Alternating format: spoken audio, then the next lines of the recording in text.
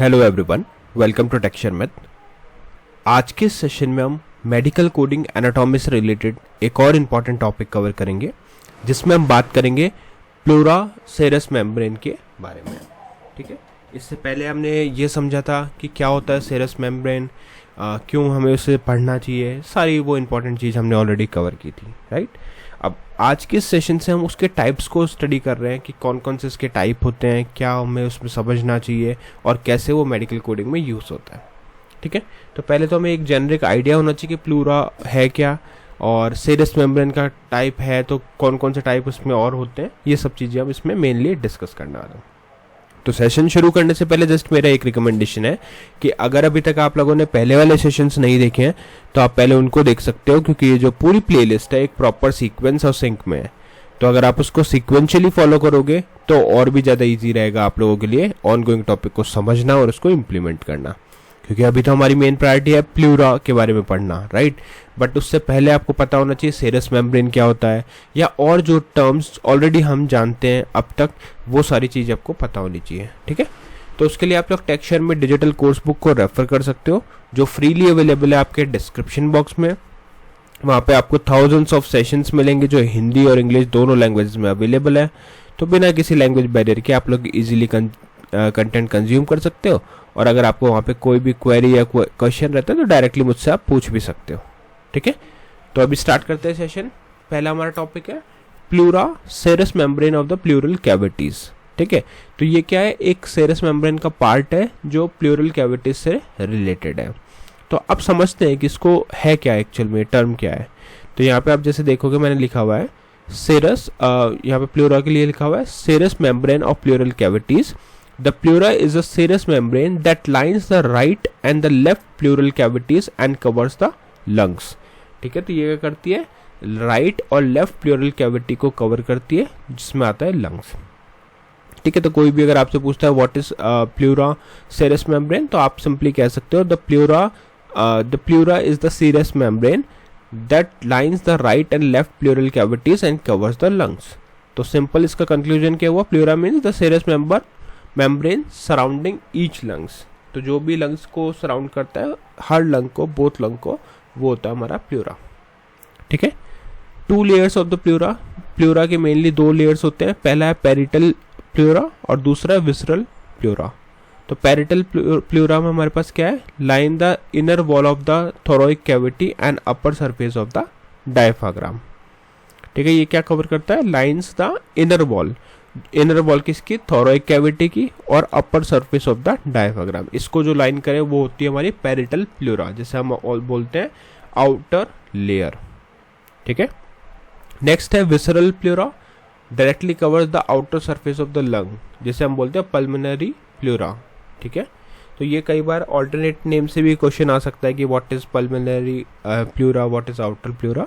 तो आपको उसका आइडिया होना चाहिए कि कौन सा टर्म किस चीज़ के लिए हम यूज़ करते हैं। ठीक है, नेक्स्ट अब हम देखते हैं कि प्लूरल कैविटी क्या होता है। हमने एक टर्म देखा था प्लूरल कैविटी, तो होता क्या है वो। तो यहाँ क्लियरली मैंने लिखा हुआ है the pleural space also called the pleural cavity is a very small potential space between the parietal and visceral pleura. ठीक है, इन दोनों के बीच में एक बहुत पोटेंशियल स्पेस रहता है, स्मॉल पोटेंशियल स्पेस, जिसे हम बोलते हैं प्लूरल स्पेस या फिर प्लूरल कैविटी। अब इस स्पेस में क्या होता है, it contains a thin film of pleural fluid approximately 5 to 15 ml in each plural space normally. ठीक है, ये क्या करता है, प्लूरल फ्लूइड को कंटेन करता है, जो अप्रॉक्सीमेटली 5 to 15 ml होता है हर प्लूरल स्पेस के अंदर normally. This fluid allows lungs to expand and contract smoothly during the breathing without friction. हमें सबको पता है कि ब्रीदिंग के टाइम पे जो हमारा लंग्स है वो एक्सपैंड होता है, कॉन्ट्रैक्ट होता है। तो उस प्रोसेस के टाइम पे ये मेक श्योर करता है कि वो स्मूथली प्रोसेस चले, उसमें कोई भी फ्रिक्शन ना हो। अगर वो फ्लूइड होता है तो वो प्रॉपरली उसको, वो कैविटी उसको प्रॉपरली एक्सपैंड और कॉन्ट्रैक्ट करने देती है। ठीक है, यहाँ तक आई थिंक क्लियर है कि क्या होता है प्लूरल स्पेस और क्या होता है प्लूरल फ्लूइड, क्योंकि ये भी क्वेश्चन आ सकता है। नेक्स्ट है functions of pleura, reduces friction during breathing. ठीक है, जैसा भी हमने देखा कि ब्रीदिंग के टाइम पे ये फ्रिक्शन को रिड्यूस करता है, अलाउ करता है लंग को एक्सपैंड और कॉन्ट्रैक्ट करने का। हर ब्रेथ के साथ में। Creates negative pressure in the pleural space that helps the lungs expanded against the chest wall. ठीक है, तो उसके लिए ये नेगेटिव प्रेशर क्रिएट करता है प्लूरल स्पेस में, जिससे कि लंग्स जो एक्सपैंड कर सके against the chest wall. Third point है compartmentalisation. It compartmentalise the left and right lung. A problem in one lung does not automatically affect the other one। तो ये बहुत इंपॉर्टेंट है कि इसमें कंपार्टमेंटलाइजेशन की वजह से क्या होता है, अगर कोई भी एक लंग्स के पोर्शन में कोई अगर इन्फेक्शन या कोई प्रॉब्लम आती है तो वो दूसरे तक ना पहुंचे, इसलिए ये उसको कंपार्टमेंटलाइजेशन करता है। अब हम देखते हैं बेसिक स्ट्रक्चर क्या रहता है प्लूरा का, एक बेसिक स्ट्रक्चर। तो यहाँ पे हमने लिखा है like all serous membrane the pleura has 2 layers. पहली लेयर कौन सी है, पैरिटल प्लूरा। पैरिटल मतलब होता है वॉल। ठीक है, it lines the inner wall of the thoracic cavity. ये क्या करता है, इनर वॉल को लाइन करता है। Is attach to the chest wall not to the lung. ये किससे, चेस्ट वॉल से कनेक्टेड होता है, लंग्स से कनेक्टेड नहीं होता, और इसे हम बोलते हैं outer layer of the pleura. ये क्या है, आउटर लेयर है प्लूरा का। नेक्स्ट है हमारे पास विसरल प्लूरा, जिसे हम बोलते हैं ऑर्गन। ठीक है, ऊपर पैरिटल हो गया वॉल, और विसरल का मतलब हो गया ऑर्गन। ये डायरेक्टली कवर करता है सरफेस ऑफ द लंग को। तो ये वाला जो पोर्शन है वो सरफेस ऑफ द लंग को डायरेक्टली कवर करता है। ठीक है, is tightly attached to the lung surface and can not be separated without from it without damaging the lung tissue. ठीक है, ये क्या होता है, डायरेक्टली अटैच होता है लंग सरफेस से, और ये सेपरेट आउट नहीं हो सकता without damaging the lung tissue. ठीक है, इसको हम और क्या बोलते हैं, इसको हम बोलते हैं पल्मोनरी प्लूरा। ठीक है, it is the inner layer of the pleura. तो ये डिटेल में इसलिए हमने इसको देखा क्योंकि कई बार इस पे क्वेश्चन आ सकते हैं व्हाट इज पल्मोनरी प्लूरा। तो आपको वहाँ पे बताना होता है कि ये टाइप ऑफ हमारे पास सेरस मेम्ब्रेन होता है जिसे हम बोलते हैं प्लूरा, उसका सेकेंड लेयर होता है विसरल प्लूरा जिसे हम बोलते हैं पल्मोनरी प्लूरा। ठीक है, अब इसके बाद में हमारे पास प्लूरल स्पेस जो अभी हमने देखा था, प्लूरल स्पेस वही पोटेंशियल। ठीक है, ये हम आई थिंक ये हमने कवर कर लिया। यस, नेक्स्ट है हमारे पास इसका right and left pleura. Each lung has its own separate pleural sac. ठीक है, वो सैक क्या होता है, the right lung is surrounded by the right pleura with in the right pleural cavity. The left lung is surrounded by the left pleura with in the left pleural cavity. These two pleural sacs are completely separate from each other. They do not communicate. ठीक है, ये communicate नहीं करते आपस में, completely separate रहते हैं।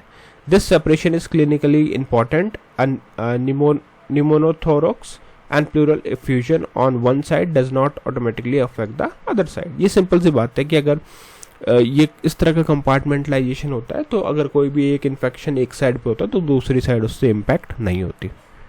ठीक है, नेक्स्ट आता है हमारे पास डिविजन्स ऑफ पैरिटल प्लूरा। इसके डिवीजन क्या होता है, the parietal pleura is a continuous sheet but is divided into named region based on which structure it is lining। ठीक है, तो वो देखते हैं क्या क्या डिवीजन होता है। पहला है coastal pleura, lines the inner surface of the ribs, sternum and intercostal muscle, जिसे हम बोलते हैं what it lines inner chest wall। ठीक है, तो जो इनर चेस्ट वॉल को लाइन करे उसको हम बोलेंगे कोस्टल प्लूरा। नेक्स्ट है diaphragmatic pleura, lines the superior upper surface of the diaphragm, top of the diaphragm. ठीक है, ये टॉप ऑफ द डायफ्राग्राम को लाइन करता है। नेक्स्ट है mediastinal pleura, lines the lateral surface of the mediastinum, side of the mediastinum. Next है cervical pleura, extend slightly above the level of the first rib into the root of the neck, superior most part projects into the neck। ठीक है, तो ये कुछ इसके division, location और क्या ये करता है वो हमने यहाँ पे कौन से किस चीज़ को लाइन करता है वो हमने यहाँ पे लिखा।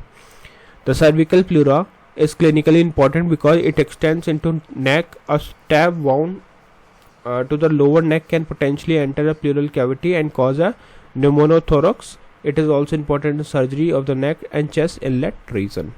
ठीक है, तो ये बस एक डिविजन्स हैं जो हमें पता होनी चाहिए। ऐसे तो डिटेल में हम अगर इसको एक एक को और स्टडी करेंगे तो और चीज़ें मिलेगी, बट अभी के लिए हम इतने में ही कंक्लूड करेंगे कि क्या इसका डिवीजन होता है, कौन से लोकेशन को कवर करता है और क्या लाइन करता है। अब थोड़ा सा एग्जांपल इसका देखते हैं मेडिकल कोडिंग से रिलेटेड कि मेडिकल कोडिंग में किस तरह के टर्म्स हमें यहाँ पे मिलेंगे। तो जैसे यहाँ पे लिखा है प्लूराइटिस मतलब inflammation of the parietal pleura, pleural effusion excess fluid in the pleural space,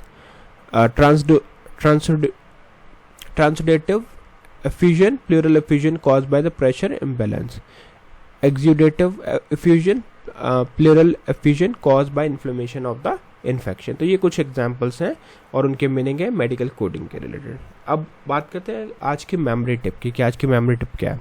देखो, think of pleural like a double walled plastic bag around each lung. ठीक है, इसको आप ऐसे मान सकते हो कि एक डबल वॉल्ड प्लास्टिक बैग है दोनों लंग्स के पार्ट के पास।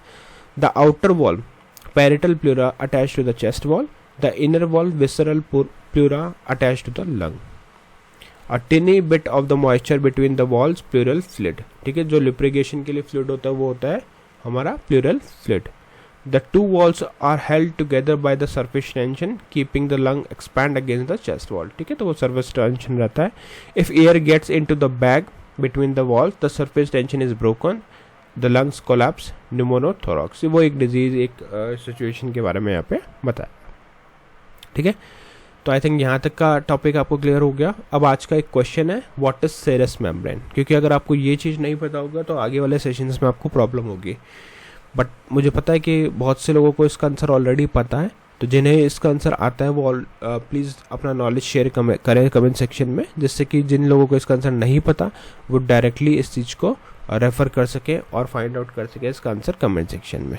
साथ में जब आप रेगुलरली अपने आंसर शेयर करोगे तो आपको ये भी पता चलेगा कि कैसे मतलब कैसे टॉपिक को हम टाइमली रिकॉल कर सकते हैं, क्योंकि हम बहुत सारे टॉपिक पढ़ रहे हैं तो वो टाइम टू टाइम रिकॉल होना चाहिए। क्लियर?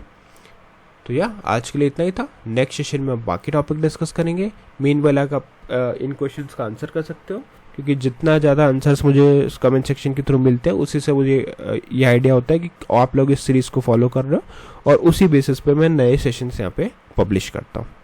ठीक है, तो आज के लिए इतना था। नेक्स्ट सेशन में बाकी टॉपिक देखेंगे। तो thank you for watching texture met.